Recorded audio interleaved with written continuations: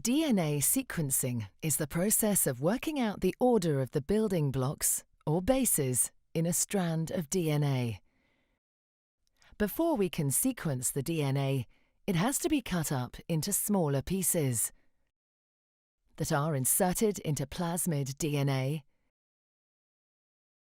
and then put into bacterial cells.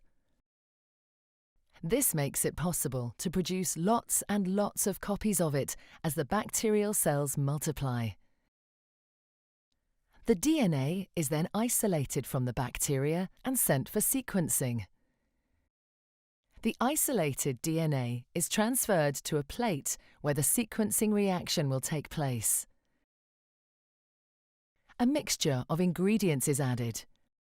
These include free DNA bases A, C, G, T, DNA polymerase enzyme, and DNA primers. Modified DNA bases labelled with coloured, fluorescent tags are also added. These are called terminator bases.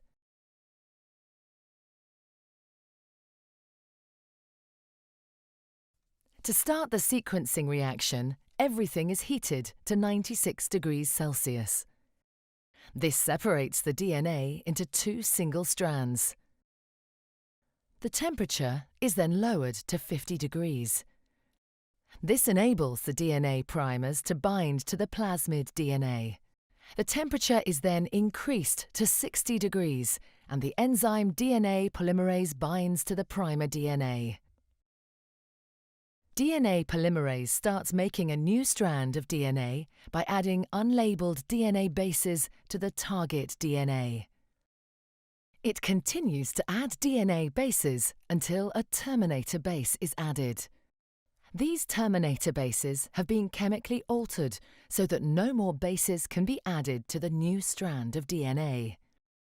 Once a terminator base is added, the DNA polymerase enzyme stops making DNA and falls away from the strand.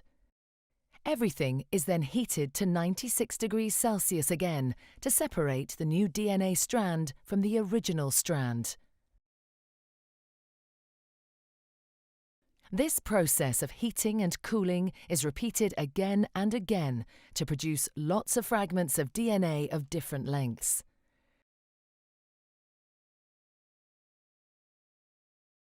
The length of each fragment depends on when a terminator base got added.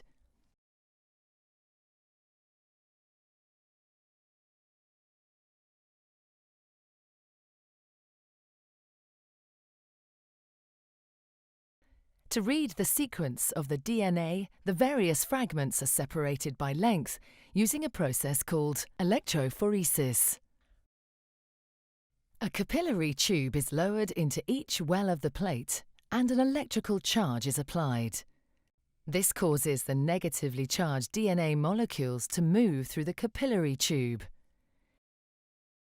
Each capillary contains a porous gel. The shorter fragments of DNA move through the gel more easily than the longer DNA fragments. As a result, the fragments become arranged by size from the shortest to the longest. As the DNA fragments come to the end of the capillary, a laser makes the terminator bases light up.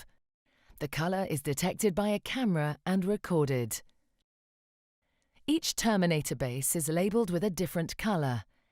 A fluoresces green, C blue, G yellow, and T red. The shortest DNA fragments will be read first and the longest read last.